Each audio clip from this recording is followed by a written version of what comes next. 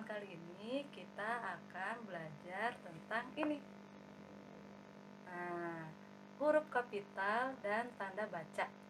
Jadi, silakan disimak baik-baik materinya. Jangan lupa siapkan buku paket tema 8-nya.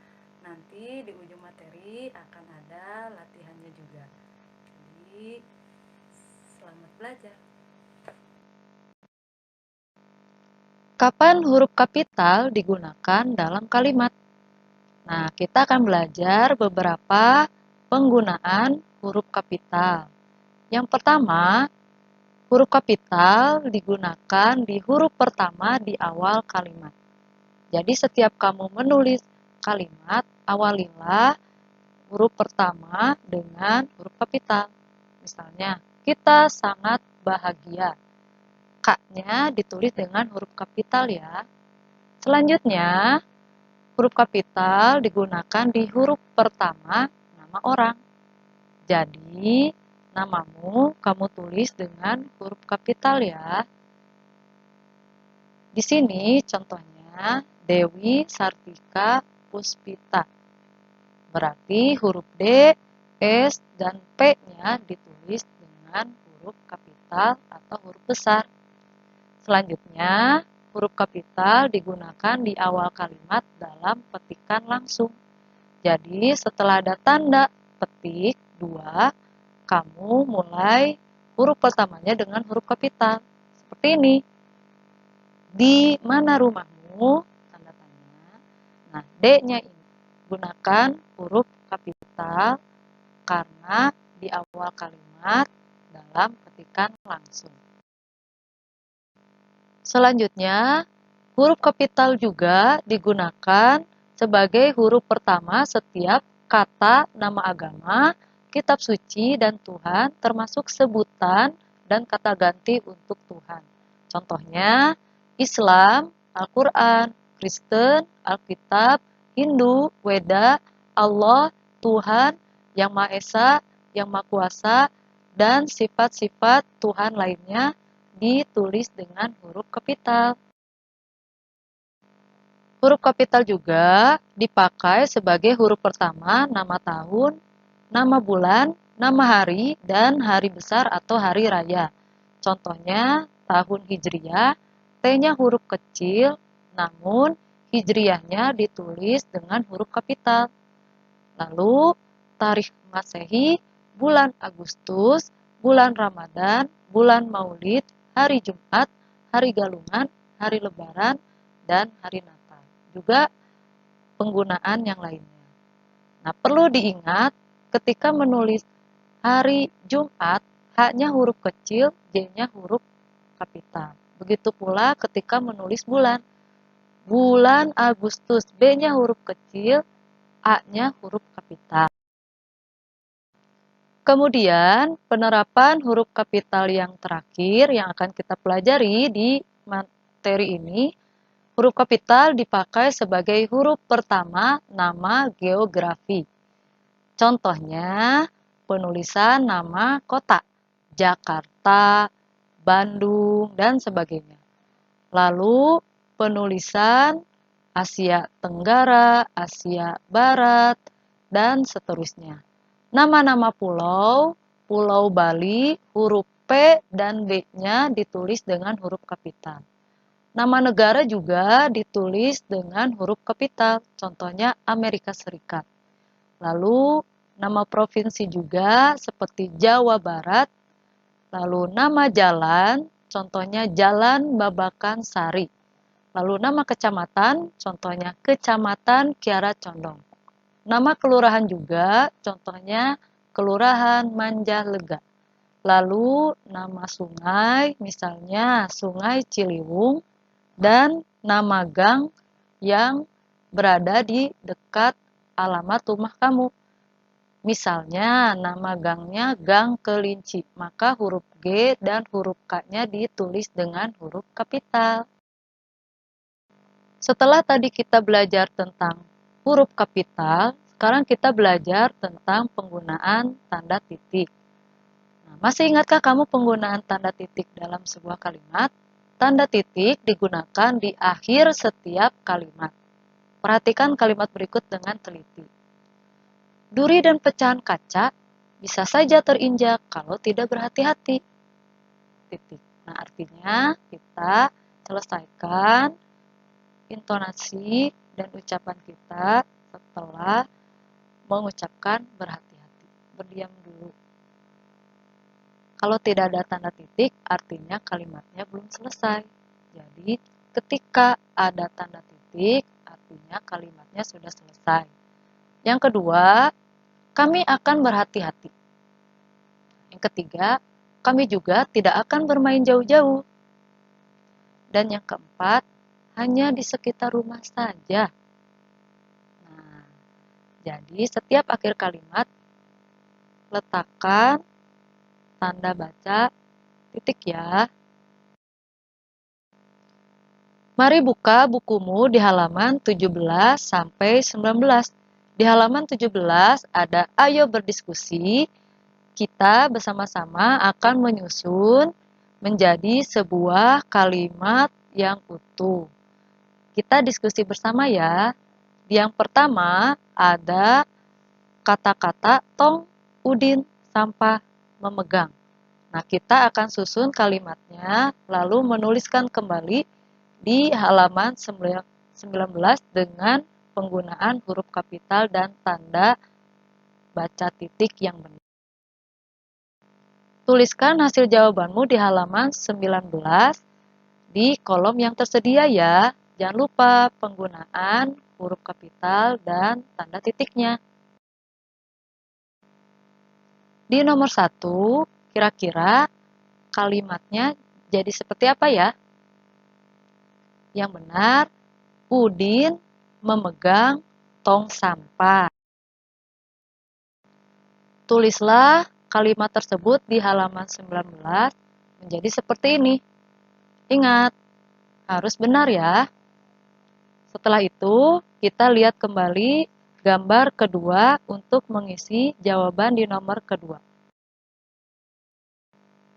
Di halaman 18, gambar kedua, kita susun kalimatnya menjadi Siti menyapu halaman rumah.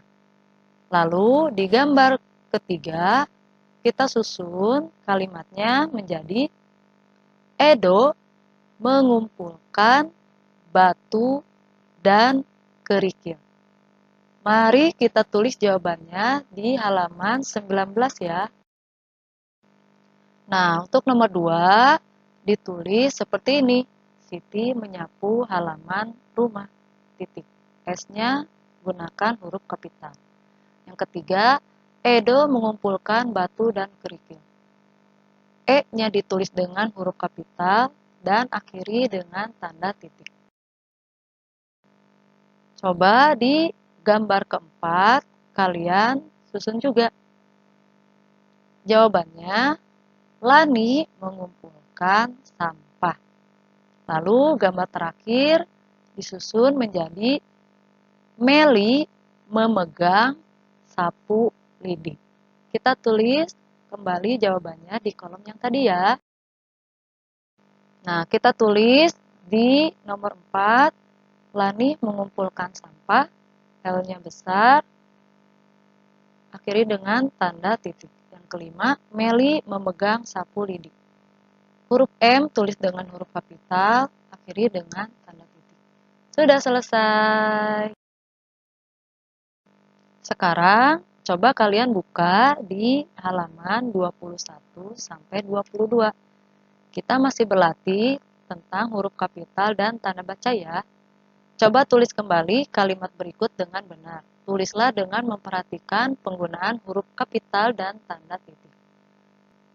Yang pertama, batu baterai jam dinding di ruang tamu sudah usai. Berikutnya, di halaman 22 ada soal mengenai penggunaan huruf kapital dan tanda titik juga. Kalian tulis kalimatnya menjadi benar di bawah kalimat-kalimat ini. Nah, perbaikannya Untuk kalimat pertama menjadi seperti ini. Batu baterai jam dinding di ruang tamu sudah usai. Huruf B-nya tulis dengan huruf kapital. Akhiri dengan tanda titik. Yang kedua, ayah ditulis huruf pertamanya dengan huruf kapital. Udin juga tulis huruf U-nya dengan huruf kapital. Jangan lupa tanda baca titiknya. Yang ketiga, sama. Jadi huruf A pada kata ayah dan huruf U pada kata Udin tulis dengan huruf kapital. Jangan lupa akhiri dengan tanda baca titik. Yang keempat, huruf A pada kata ayah tulis juga dengan huruf kapital. Sama kata Udin juga tulis dengan huruf kapital. Huruf U-nya akhiri dengan tanda titik. Dan yang terakhir, ada 3 kata yang menggunakan huruf kapital. Pertama kata ayah, kedua kata Tuhan, yang ketiga kata Udin. Akhiri juga dengan tanda titik.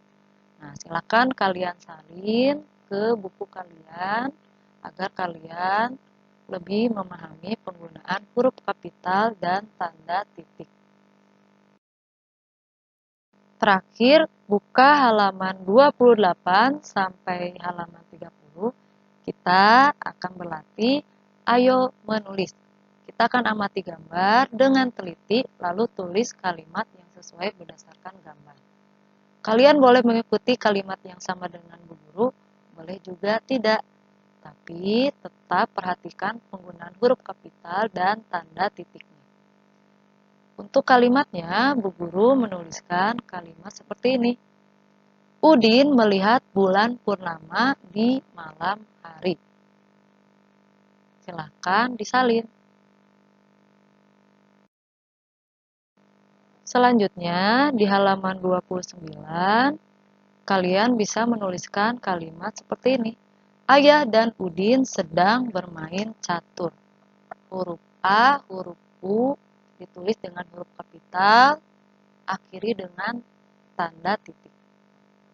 Di gambar selanjutnya, kalian juga bisa menulis kalimat Udin sedang bermain robot-robotan. U ditulis dengan huruf kapital, akhiri dengan tanda titik.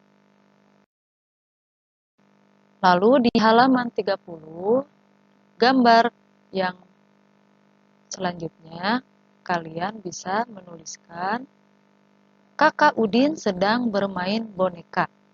Titik.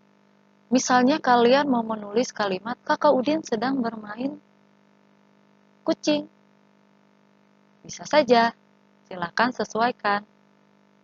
Di gambar selanjutnya, nah kalian juga bisa menuliskan kalimat Kakak Udin dan Udin sedang bermain lilin bersama. Perhatikan huruf kapitalnya ya. Dan jangan lupa tanda baca titik. Sudah selesai. Kalau kalian sudah selesai menulis, jangan lupa cek tulisan kalian pada orang tua kalian. Setelah itu, coba kalian bacakan kalimat yang telah kamu tulis dengan lafal dan intonasi yang tepat. Nah, bagaimana? Sudah paham? Nah, kalau kalian masih ada yang belum dipahami, silahkan nanti kirim pesan kepada ibu. Kalau kalian sudah paham, silahkan kerjakan quizzes yang ada di bawah link video ini. Jadi, nanti seperti biasa kerjakan lalu kirim screenshotnya kepada ibu. Jaga terus kesehatan, lalu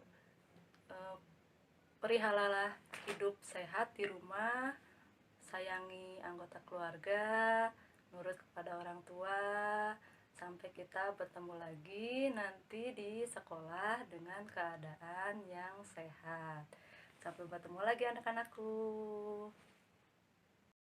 Terima kasih semuanya. Sampai bertemu lagi.